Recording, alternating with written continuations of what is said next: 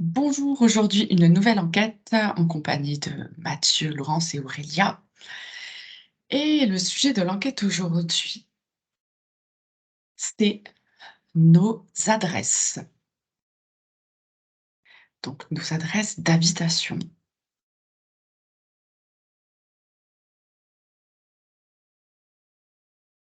Quel rapport ont-elles avec nous, nos familles, s'il y en a?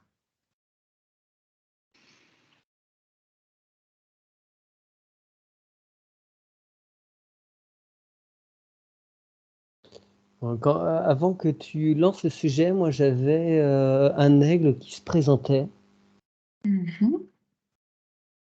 et qui prenant son envol, regardait la terre sur le voilà, vue de haut. Et après, tu étais sur les adresses. Après, tu as annoncé les adresses. J'en suis resté là pour l'instant. D'accord, ok. Je te laisse observer. Hum. Laurence, Aurélia, n'hésitez pas à prendre la parole. Et ce qui m'est apparu, c'est comme une forme énergie qui fait des zigzags et qui va d'un point à un autre. Et, et, et c'est constant. C'est comme si cette énergie ne reste pas. Alors, du coup, je sais pas, tu disais que c'était constant et là tu dis que ça reste pas. Cette énergie, En Aurélia, fait, c'est l'énergie de la rue, par exemple? alors je ne vois pas de choses comme ça. Ça me met comme une sorte ça m'est montré un peu de couleur orange et rouge. C'est, ça part. Ça se dirige vers un point, puis ça rebondit sur un autre point, ça fait comme des zigzags. D'accord. Je te Donc, laisse continuer. Oui, dis-moi. donc la constance, en fait, c'est ça, c'est ces zigzags. Et voilà. Merci Aurélia, je te laisse continuer d'observer ce phénomène. Laurence? Alors moi, alors, quand tu as parlé de nos adresses, moi, mon adresse, comment je dirais, quand je vois de l'extérieur, je me suis sentie oppressée. D'accord. Mais en même temps, je me voyais à l'intérieur de mon domicile et on me montrait que je crée les énergies à l'intérieur de chez moi. Mhm. Et donc, elles ne correspondent pas à ce qu'il y a dehors, forcément. Tu vois ce que je veux dire? En Tout l'occurrence, à fait. pour mon cas, j'allais dire. Ça n'a D'accord. rien à voir. Et on est créateur de ça. On est créateur de ces énergies à l'intérieur de Ah, notre domicile. d'accord, ok. Et du coup, je te laisse observer, par exemple, l'énergie d'une rue. Mm. Donc, que ce soit la tienne ou une autre, hein, c'est comme tu, Ouais. tu laisses Ok. venir, tu vois. Mm. Voilà, je te laisse observer ce côté-là. Mathieu? Ce que l'aigle me montrait en regardant très très haut, c'est donc évidemment une carte, enfin, un endroit géographique, et ça m'était présenté, des personnes m'étaient présentées comme des points de différentes couleurs, bon, une bleue claire, une rouge, une verte, une jaune, bref. Et ces points de couleur se déplacent pour aller sur un autre endroit, puis un autre, revenir au premier. J'en ai compris qu'en fait, il y a l'adresse, le domicile, on va dire, mais il y a aussi l'adresse du travail. Et puis, des endroits après qui vont être plus passagers, je ne sais pas, où on fait nos courses, le Mhm. garagiste, les amis, les parents, les amis, bref. Et tout ça, ça fait un entrecroisement de réseaux. Et ça nous dépasse complètement, hein, mais il y a des interconnexions entre tout le monde, sur chaque lieu. Tout ça, il y a une certaine logique D'accord. d'échange vibratoire, de nettoyage de lieux, ou au contraire d'être impacté par tel lieu ou par tel voisin. D'accord. Alors ça, c'est les interconnexions entre tous. Mhm. Et par exemple, qu'est-ce qui fait que l'on choisit un lieu ou pourquoi nous sommes conduits vers une adresse, par exemple? Aurélia? Euh, je voyais défiler donc cette forme énergie que je voyais. Mhm. Et à ces points, en fait, c'est comme s'il y avait une verticalité d'énergie euh, blanche et bleue. Ça fait comme un cordage de fréquences. Et en fait, l'énergie qui se met à un point va à un autre point. Et ça bouge tout le temps, tu vois, de gauche à droite. Pour le moment, c'est ce que je vois. Mhm. Et en fait, on n'a pas réellement d'adresse. C'est comme si ça nous appartenait pas. Oui, bien entendu, ça c'est Mm. sûr. Parce qu'en fait, de ce que je peux comprendre, c'est que cette forme énergie, c'est nous, en fait, qui nous bat. Ça rejoint, en fait, ce que disait Mathieu, dans le sens où on est tout le temps on n'est pas fixe. Ah oui, oui, non, bien sûr, Voilà. bien sûr. Est-ce que tu pourrais regarder, par exemple, la différence, Aurélia, entre, je sais pas moi, une route et une impasse sur un lieu d'habitation? Qu'est-ce que ça change pour la personne? Laurence? Alors moi, je vois plein de personnes qui parlent de brouhaha, je vois des énergies qui s'entremêlent, qui se croisent. Tu sais, ça me fait penser à une photo qu'on ferait de nuit d'un axe routier où tu vois les fils de Ouais. voiture, les couleurs là, rouge et jaune, Mhm. mais ça se mélange, tout se mélange. Du coup, je sais pas, ça, tout est entrecroisé, tout est mélangé. Donc, si tu es à cet endroit-là, tu peux récupérer des choses, tu vois ce que je veux dire? Oui. Des énergies. Et si euh, tu retournes dans ton domicile, tu peux quand même être attiré par ce qu'il y a autour de chez toi, Mhm. mais euh, ça fait partie de l'expérience aussi que d'être dans cet endroit pour travailler des choses sur soi au niveau de Mhm. l'énergétique. Et, euh, et que si tu es là, c'est que tu avais quelque chose à apprendre Bien sûr, tout à à fait. une période donnée. Enfin, voilà, c'est comme ça que ça va te présenter. À un instant, tu devais apprendre quelque chose dans cet endroit-là. D'accord. Si par exemple, je te dis qu'une personne, elle habite, rue Général Leclerc, par exemple, je te laisse, observer, qu'est-ce qui se passe pour cette personne quand, par exemple, elle fait l'achat, d'une propriété ou, si elle fait simplement la location, d'un appartement. Pourquoi cette rue et qu'est-ce qui vient influer au niveau énergétique pour elle? Mathieu? Alors, je ne sais plus quelle était la formulation précise que tu avais employée. Tu as dit quelque chose. Est-ce qu'on choisit le lieu quelque chose comme ça. J'ai eu un nom très clair. Mmh. Il y a une sorte de déterminisme quand même. Et donc, je suis allé voir. Attends, je ne sais plus parce que c'était complexe. Donc, quel était le début? Oui, c'est ça. Que de toute façon, alors, il y a tout un tas de cas de figure, hein, évidemment, mais tu vas aller sur un lieu parce que tu dois expérimenter ça sur ce lieu. euh, Peut-être simplement parce que tu n'as pas les moyens financiers d'aller sur un autre lieu. Il y a que ça de disponible. Mmh. Bon, tu vas là. Ou un autre cas de figure, complètement à l'inverse. Tu flashes sur un endroit, tu ne sais pas pourquoi, et quel que soit, même si c'est au-delà de tes moyens, tu vas trouver concrètement dans la matière les solutions où elles vont venir pour que tu puisses avoir accès à ce lieu. Bon. Et je me demande à moi-même, dans ce cas-là, oui, mais si Jean-Jacques, disons, il se donne les moyens d'aller dans ce lieu B, il serait arrivé quoi s'il n'avait pas eu les moyens et que finalement il atterrissait dans le lieu A? Et ma petite voix intérieure me dit, mais il le fait aussi. C'est-à-dire que la façon dont m'ont été présentées après les choses, c'est qu'en fractal, en d'autres expériences parallèles, Jean-Jacques, je ne sais plus quel prénom j'ai donné tout à l'heure, il fait aussi l'expérience à d'autres niveaux de l'autre lieu. C'est juste qu'au moment, nous, quand on pose notre conscience, eh bien, on expérimente une facette. Mais il y a Bien d'autres parties de entendu. nous-mêmes qui vont expérimenter aussi notre facette. Donc, tu vois, ça devient... Ouais. Oui, bien sûr. Après, ce qui m'intéressait plus aussi, c'était de savoir, par exemple, voilà, on a beaucoup de rues et des noms de rues.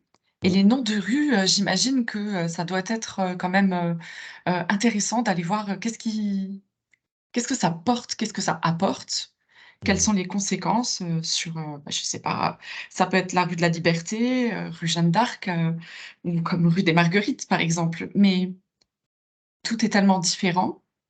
Voilà. Quels sont les impacts et qui. Voilà, j'ai plus dans ce sens. Aurélia? Alors là, j'avais l'exemple d'une rue où tu as une multitude de passages avec les moyens de locomotion, à pied. Enfin, ça brasse beaucoup d'énergie. Ça me fait comme une autoroute de fréquences, tout en... Ces fréquences sont quasiment superposées l'une à l'autre en horizontale. Et en fait, il y a des points. Ces points font des ricochets et ils prennent aussi les fréquences de tous ces passages de telle personne, de tel véhicule, de telle pensée. Et après, quand je vois une impasse, il y a ce point en fait qui se sort du lot de fréquences et en fait, qui va dans comme l'impasse en fait, elle me représentait comme une poche. Et cette énergie, en fait, tapote un petit peu comme par ricochet dans cette poche. Elle tourne à la surface de cette poche, de cette impasse. Et, euh, et à un moment donné, elle aura accès à l'habitation, euh, comme si elle venait chercher un accord de fréquence. D'accord. Donc on peut dire que, par définition, les personnes qui habitent dans des impasses, en fait, elles ont qu'est-ce qu'elles tu vois? Elles sont dans une fréquence, Ben, en fait, je veux dire, dans une rue, par exemple, ça brasse beaucoup de fréquences. ouais, Ça peut même être très, très violent pour la réceptivité de certaines personnes. Mais dans une impasse, en fait, c'est plus calme? c'est plus calme, mais c'est comme au choix de la fréquence. C'est comme si c'est la fréquence qui cherchait à s'accorder à une fréquence qui était plus juste Attends, dans je comprends pas, Aurélia, la fréquence, elle cherche à s'accorder à la fréquence. la fréquence qui est venue dans cette impasse, dans cette poche. Elle cherche à s'accorder à la fréquence du lieu d'habitation dans l'impasse. D'accord et aussi avec, du coup, la fréquence des personnes, c'est ça?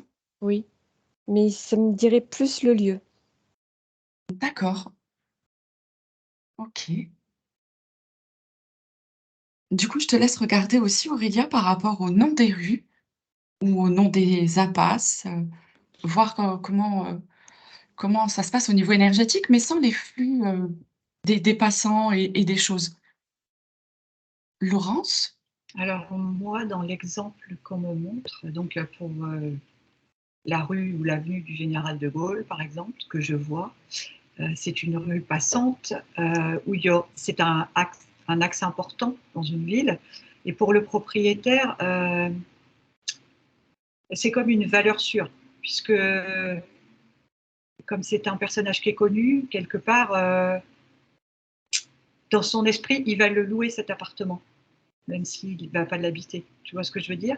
D'accord. Alors que, par exemple, pour le locataire,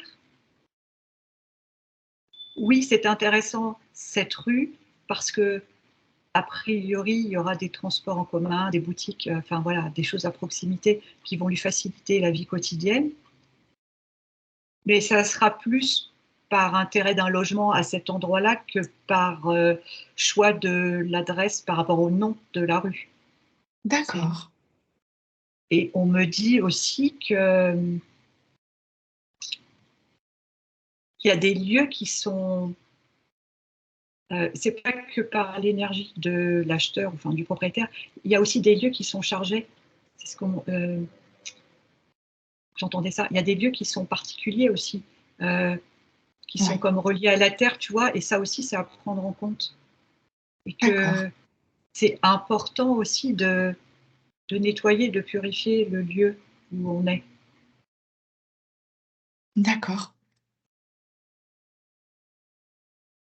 Est-ce que, par exemple, habiter dans la rue de la Liberté pour quelqu'un, c'est significatif, est-ce que ça va changer ou aider, la personne à quelque part dans sa vibration, dans sa vie?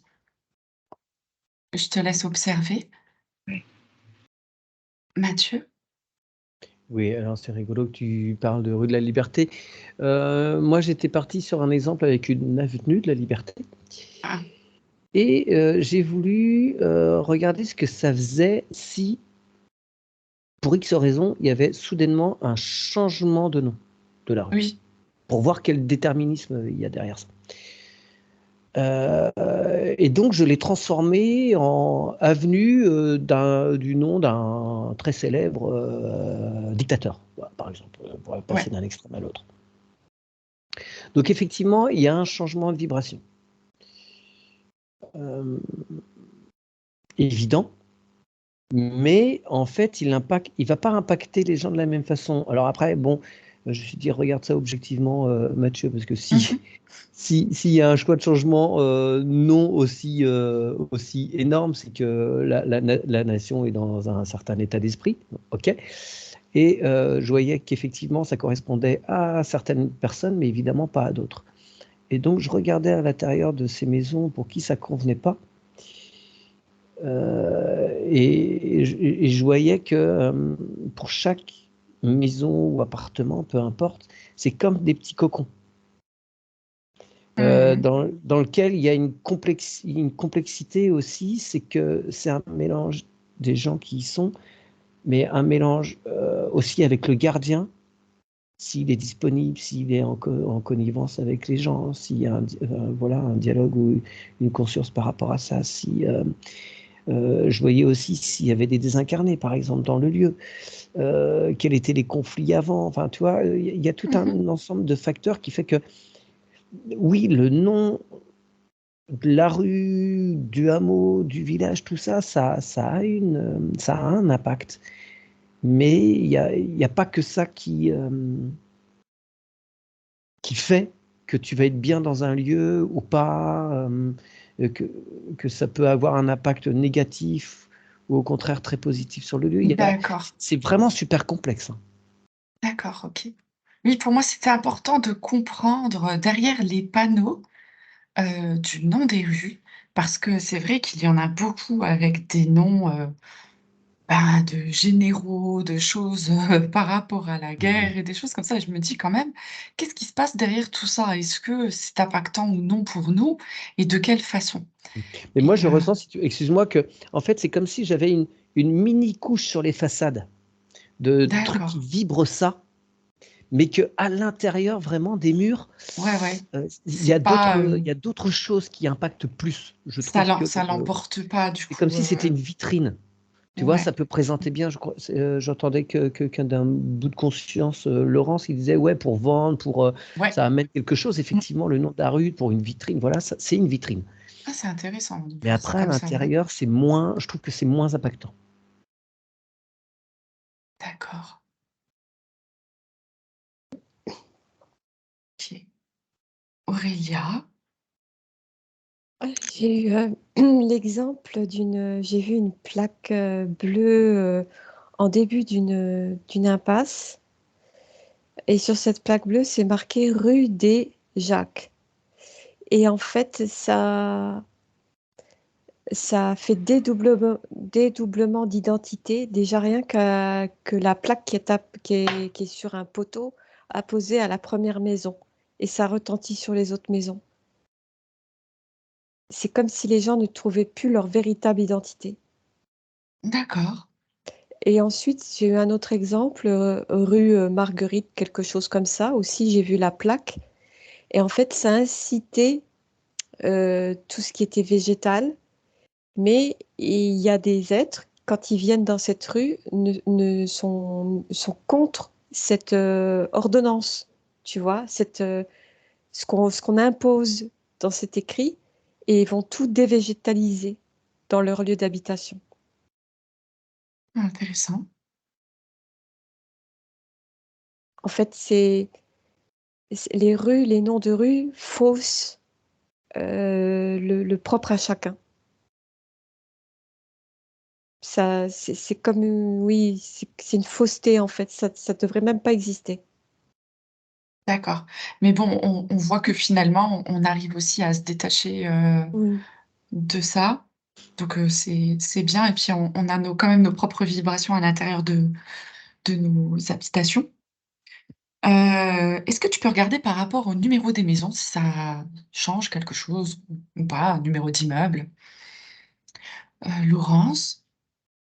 Alors, par rapport à la rue de la Liberté, bah, je voyais une personne pour qui ça vibrait, ce nom, Ouais, ce nom de rue. Mais comment dire? Donc après, ah oui, super, rue de la Liberté, oh bah, c'est génial. Enfin, c'est comme si ça la soulevait, tu vois, ouais, ça l'allège. Mais il n'y a pas que ça, parce que quand elle est dans le lieu, il y a la connexion avec le gardien et les personnes qui vont rentrer dans le lieu avec leurs propres énergies. Si c'est un appartement en haut et au-dessus, il y a aussi des répercussions, parce que c'est que des fréquences, des vibrations, tu vois. Et donc, en ouais, fait, ça fait beaucoup de choses en même temps pour un même lieu, tu vois ce que je veux dire? Parce que ouais, en même temps, on me montrait une autre personne pour qui, bon, ben, rue de la Liberté, ok, ça change rien pour elle, par exemple.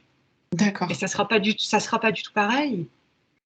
Et même si ça dépend aussi de l'éveil de la personne, on est d'accord, tout le monde ne va pas forcément se connecter au gardien des lieux, mais comment dire, elle va ressentir les énergies, mais différemment, tu vois. Enfin, je ne sais D'accord. pas si c'est très clair. Ça dépend aussi de chacun, de la Si, si, personne. ouais. Ouais, Je comprends qu'en fait, il y a beaucoup, beaucoup de choses qui rentrent en compte, sur le oui, lieu d'habitation. C'est-à-dire que on est comme dans un réseau multiple et puis tout dépend de ce qu'on va capter ou pas et de notre, état de conscience aussi, et tout simplement. depuis tout à l'heure, on me dit aussi la géobiologie, l'endroit sur la Terre où tu es. Enfin, Mmh. voilà. Ça aussi, ça impacte. Ouais, tout à fait.